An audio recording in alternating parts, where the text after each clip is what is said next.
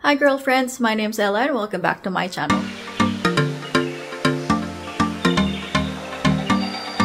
So as you can see in the title, this is a random weekend vlog.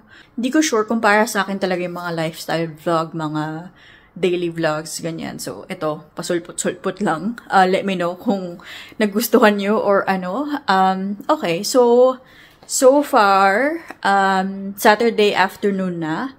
And kakagaling ko lang sa aking lash appointment. So, parang natagalan si ate girl. And napapansin ko yung ano na yun, siya kasi yung may-ari eh. Parang hindi niya expertise yung lashes, pero di ko alam kung ba't niya laging ginagawa. Dapat talaga, nire-request ko yung favorite ko na lash technician.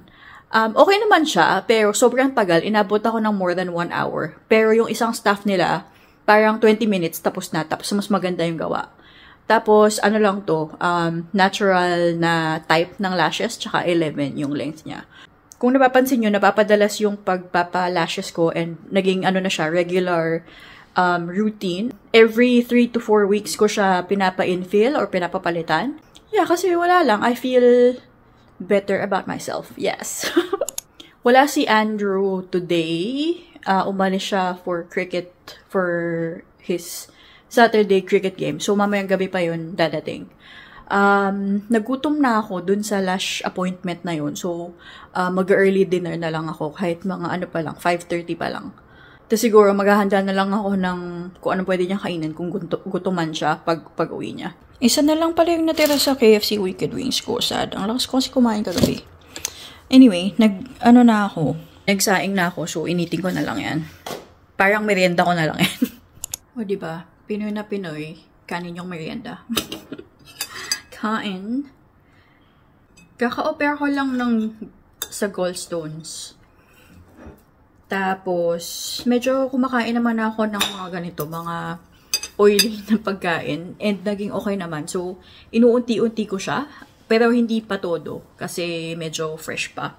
Wala pa ako sa 4-week mark nung aking opera. So, merienda lang to. Pag nagutom pa ako mamaya, kakain na lang ako ng sausages na lulutuin ko.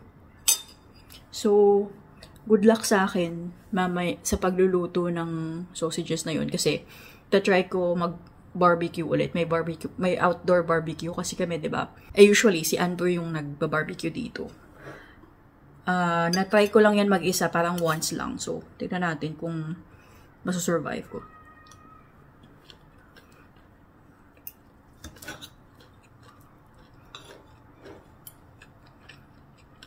O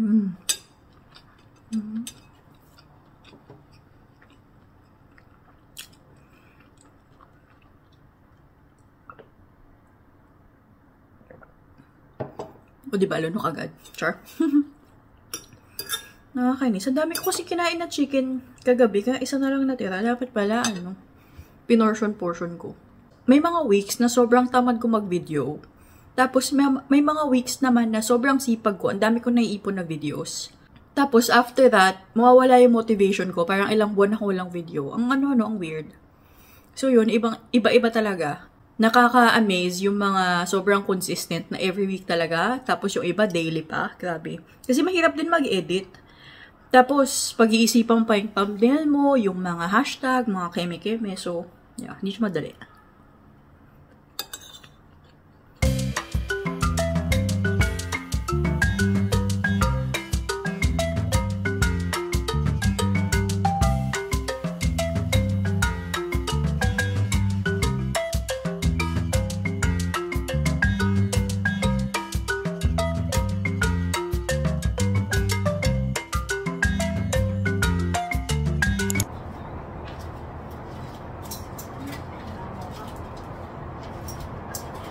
So, ito na yung sausages.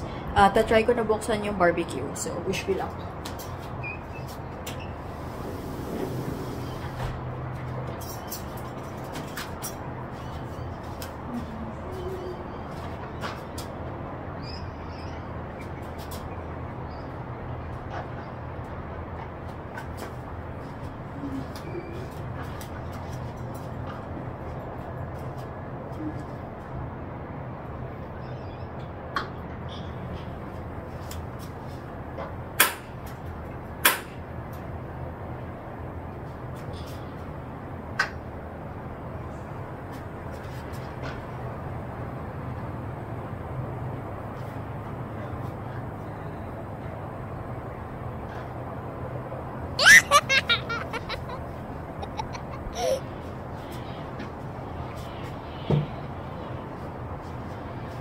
Okay, so nabuksan ko naman siya successfully.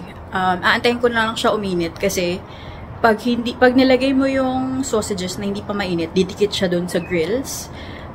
Tapos yung sausages, nilagyan ko na rin ng olive oil spray para sure na hindi siya dumikit.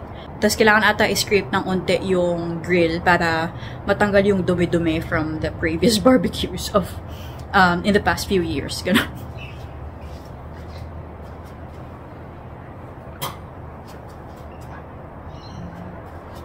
Clean with this one.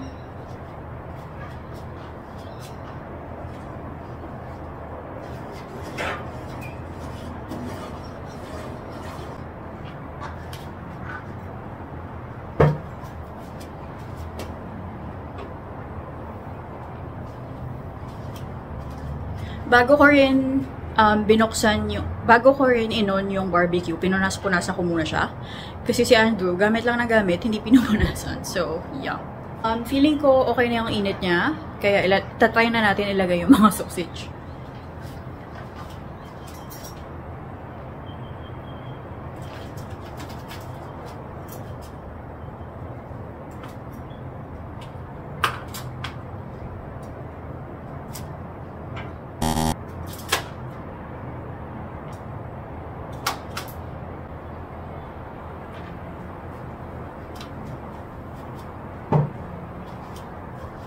Hindi pa ata ganun kainit kasi hindi siya nagsizzle. So, nilakasan ko siya. Pero dahil nilagay ko na, keme na yan. Okay na yan. Siguro, lulutuin ko siya ng mga 5 to 10 minutes. Mabilis lang yan kasi maninipis lang naman yung sausages. So, yeah. Tapos habang nag-aantay, magmumuni-muni muna tayo dito. Sure.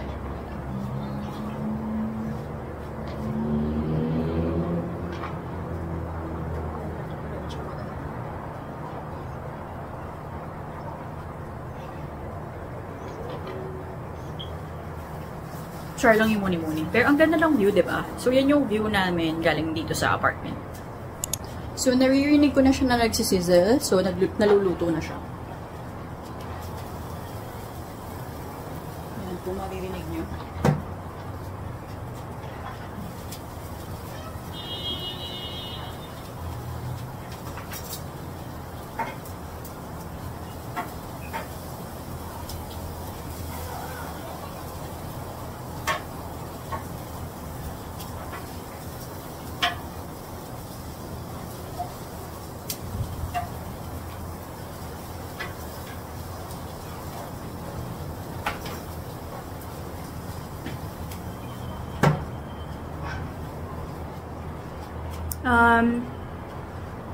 Feeling ko matagal-tagal pa kasi sobrang lambot pa ng mga sausage.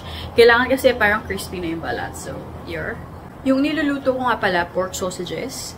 Tapos, meron din kaming barbecue sa common area. Parang common barbecue area siya para sa mga residents nitong complex na to. Pero hindi naman siya ginagamit kasi, ayun, meron naman kami. Tsaka, kung gagamitin mo yun, bababa ka pa ng ilang levels, luluto ka, tapos hahakutin mo yung ano mo, niluto mo. So, yun, mas madali na meron kang outdoor na sariling barbecue. Try ko na siyang baliktarin ulit. Feeling ko sobrang nagsisizzle na siya eh.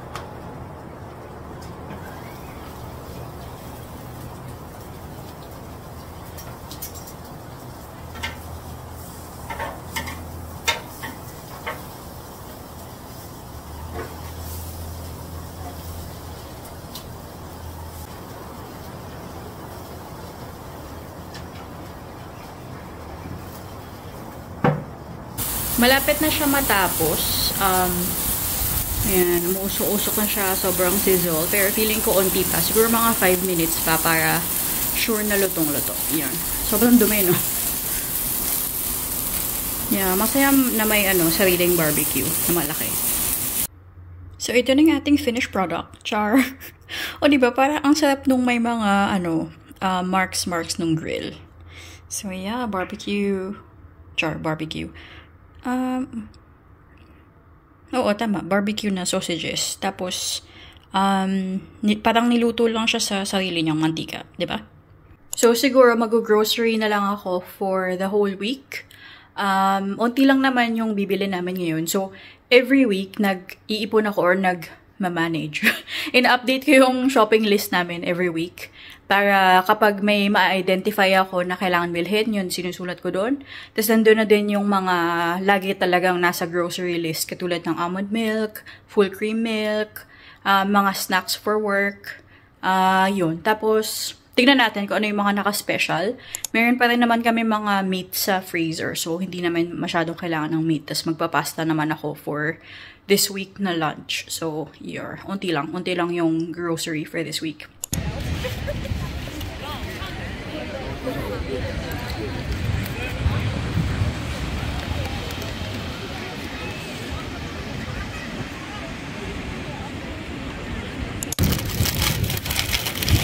We're having fish and chips by the beach.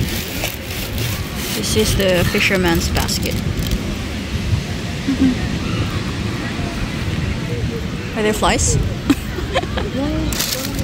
Do you want to put this under the... Yeah, that one.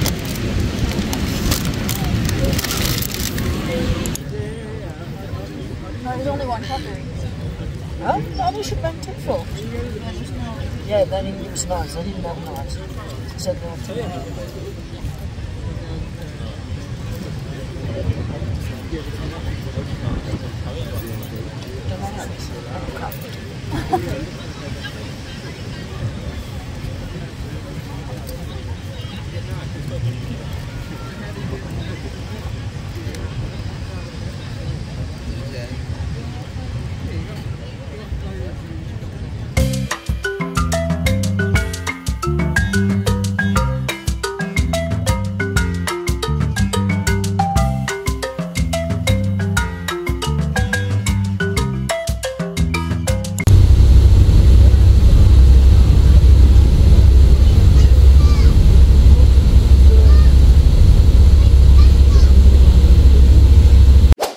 So, Sunday night na, tapos na mag-dinner, magluluto na lang ako ng work lunches. And then, we'll have prawn pasta for this week. Bumili lang ako ng basil na mati na pasta sauce. So, yeah, para mabilis na lang. And then, yung gagamitin ko na prawns, yung frozen lang para, yeah, tipid. Kasi 2 beses ko rin to naluto. Dahil marami naman siya. Ano lang to, yung mga... Ano bang prawns to? Cooked and peeled na siya. Na, yeah, frozen. Medyo medium size na prawns. So, habang nagpe-prepare ako ng prawns, ilalagay ko na rin yung pasta dun sa kumukulong tubig. O, diba? Parang throwback to sa mga unang cooking videos ko. Parang ang tagal na panahon na 2 years ago na yun. Yun, yung mga pasta na ganito na, ano ba to? 500 grams. 2 lutuan din dito sa amin. Haluin lang natin siya para hindi magdikit-dikit. So, mga 10 minutes yan. So, ito lalagay na natin ang prawns kung hindi siya tatalsik-talsik. Tapos, ang ginagamit ko din, frozen onions para kasi kapag yung onion na fresh, kapag di mo naubos yung isang malaking onion, sayang lang. So, frozen na lang yung ginagamit ko. Ayoko kasi yung nabubulukan sa ref ng mga vegetables. Yan. So, haluin lang natin. So, share ko lang, pagka-uwi namin galing sa Manly, nakapag-shower na ako, tapos, nanood lang ako ng mga random videos sa YouTube, tsaka Facebook, ganyan, or Instagram. Yung mga reels, di ba nakaka-addict siya ngayon? Parang nagsasuggest siya lagi ng mga videos na papatok sa'yo. So, yun, tapos, mga ilang minutes, inantok na ako. So, nag-nap ako from 5:30 to 7 p.m. Wow! Ang hirap bumangon kapag ganong oras ka nag-nap. Dinner na lang ako nung leftover na sausages kahapon kasi marami naman yun. Sausage and rice. And yeah, so kailangan lang mag-prepare ng work lunches for this week. Mahilig ako bumili ng mga frozen na mga products. Katulad ng yung mga nakakat na vegetables para madali na lang. And again, para hindi siya nabubulok sa ref. Although, bumibili pa rin naman ako ng mga fresh na vegetables paminsan-minsan, ganyan. Carrots, pumpkin, ganyan. Pumpkin, bumili ako this week. Tapos ito, lalagyan ko rin siya ng spinach na fresh. Ayan, kumukulo na yung ating pasta. Pero baka hindi pa to ready. Medyo matigas pa. So, ang ginagawa ko, tinatry ko siyang hatiin yung pasta kapag hindi pa siya nahati ng madali ng sandok. Yun, hindi pa siya ready. So, medyo okay na tong prawns. Tatry ko na buksan tong pasta sauce. So, ubusin ko na lang siguro yung pasta sauce kasi kung hindi ko ito ubusin, wala na akong ibang paggagamitan ito. So, baka masira lang. Ano ba to? Meron siyang tomatoes, basil, and garlic na flavors.